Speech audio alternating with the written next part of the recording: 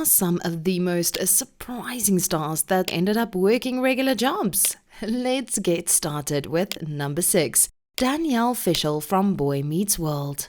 Despite being a big sitcom star, Danielle Fishel never saw herself as above a regular person. Fishel was one of the teenage cast members of Boy Meets World, a show that dominated the TGIF lineup on ABC for most of the 90s. Fishel played Topanga Lawrence on the show. The character was meant to be the love interest of protagonist Corey Matthews, but became a fully fleshed character in her own right, in part due to Fishel's excellent performance. Unfortunately, sitcoms can't last forever. Boy Meets World was wrapped up in a happy ending that left fans satisfied, but left Fishel without a stable, high-paying acting job.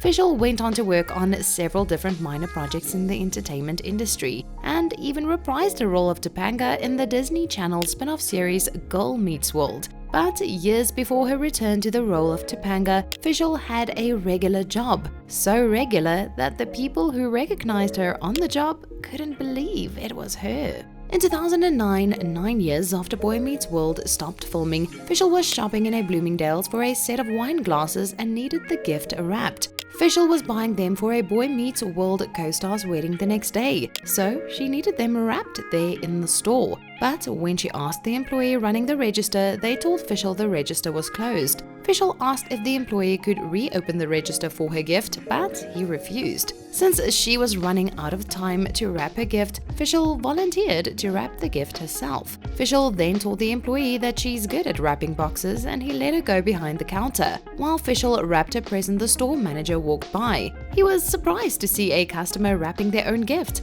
and proceeded to chew out the employee for not helping Fishel. Then he noticed Fishel's wrapping job. Fishel said the manager told her that she actually did a really good job. Fishel told him thanks and mentioned how much she enjoys wrapping presents. The manager, impressed, gave Fishel his card, not realizing who he was talking to. After the wedding, Fishel decided to fill out an application at Bloomingdale's. Not surprisingly, the manager she spoke to hired her as a gift wrapper and customer service representative. Fishel had only planned on working for Bloomingdale's during the holiday season, but stayed months longer after realizing she was good at it. And, most importantly, she enjoyed it. Most customers didn't recognize Fishel, though many remarked how similar she looked to the girl from Boy Meets World. No one ever realized it was really her. They chose to believe that Fishel was a doppelganger rather than believe she was Topanga working in a department store. Go figure. Number 5, Jennifer Stone from Wizards. An entire generation of young people were shocked when Disney actress Jennifer Stone posted a photo of her RN card on Instagram. Stone had been on millions of kids' TVs in the 2000s and 2010s as the character Harper Finkel on the Disney Channel hit series Wizards of Waverly Place. The show starred Selena Gomez as a member of the Russo family, a family of secret wizards running a sandwich shop in New York City. In the wake of Harry Potter, Wizards of Waverly Place was a hit and launched Stone into instant fame. Stone played Alex Russo's best friend, who happens to be the only non-wizard person aware of Russo's magical world. A key role in the show also launched Stone into an exclusive club of popular Disney Channel stars who participated in promotional projects like environmental awareness videos and a Disney version of the Olympic Games. All in all, Stone was a big star, so it was shocking that she'd left the spotlight for Scrubs. Stone says that her journey in healthcare actually started a long time ago when she was diagnosed with type 1 diabetes at 20 years old. In order to gain a better understanding of her condition, Stone began researching the treatments and care required to manage type 1 diabetes. Stone eventually realized through her research she was really interested in healthcare. Her passion led her to enroll in nursing school, while also volunteering at a hospital called Providence. There, she fell in love with caring for others and working with like-minded people also passionate about healthcare. Stone's career took a big turn in 2020 when hospitals were overwhelmed with their sick patients suffering from a then highly contagious and mysterious virus. Stone, who had recently earned her RN license, rose to the occasion. Since then, she's spent much of her time working in hospitals and acting on the side. Her days include the same workload expected of any other nurse: 8 to 12-hour shifts, oftentimes in the ER, training new nurses and taking care of any patient who comes through the doors of Providence. And with a mask on, most would never know they're being attended to by a former TV star on Disney Channel.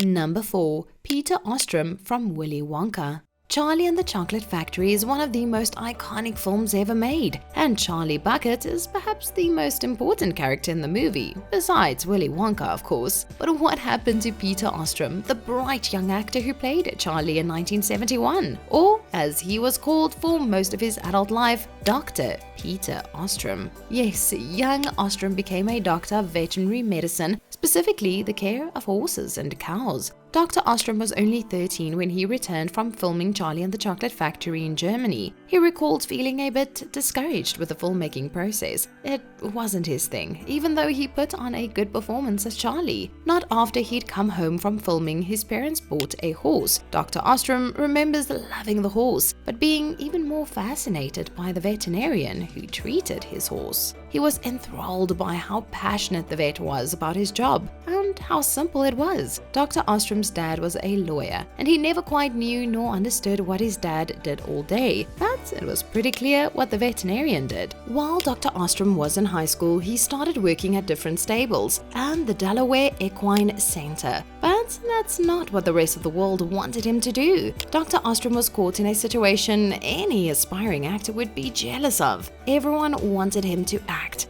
not become a doctor of veterinary medicine. Eventually, Dr. Ostrom was lured back to Hollywood by some of the filmmakers who produced Charlie and the Chocolate Factory. He was only there for a week. Dr. Ostrom realized pretty quickly he didn't want to be there and returned home to pursue veterinary school. He got into Cornell's veterinarian program and never looked back. Dr. Ostrom currently runs a practice in Glenfield, New York, where he helps animals while also speaking to kids in public schools about how it's okay to go on your own path instead of the way people want you to go down. Of course, it's been impossible for Dr. Ostrom to escape his famous role from 1971. He still participates in events related to the film, even cast reunions. Dr. Ostrom acknowledges that the film is culturally important and that his work has become a big part of people's childhoods. Still, Dr. Ostrom's main career priorities are the patients at his little practice in Glenfield, as they've been for most of his life. Number 3. Jeffrey Owens from Cosby Show.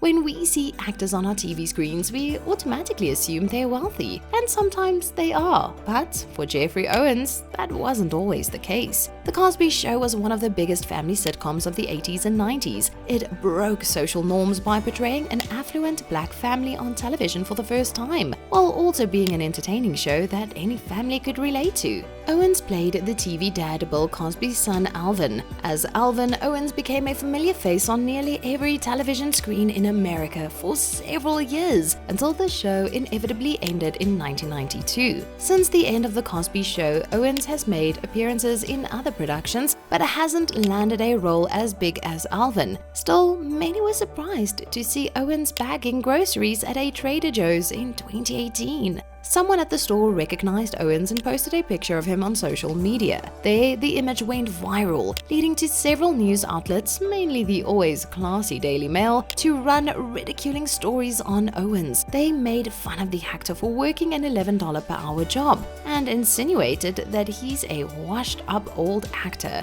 In reality, Owens is still a working actor, but jobs had apparently been scarce. The Trader Joe's job was just something to hold him over while he auditioned for more work. After the photos of him bagging groceries went viral, Owens went on Good Morning America and stated the same things. He also noted that 2/3 of SAG actors only earn $1,000 per year. Owens wants the general public to know that this is normal for most actors and shouldn't be laughed at, but should be normalized, even for big names like himself. Number 2. Jeff Cohen from Goonies. The image of Chunk from the classic 80s movie The Goonies doesn't scream lawyer, yet the actor who played Chunk, Jeff Cohen, became just that. Many of his fellow co-stars from The Goonies have gone on to ride successful careers in the entertainment industry, especially film. Sean Astin, Josh Brolin, Corey Feldman, and Ke Huy Quan have had illustrious roles over the years.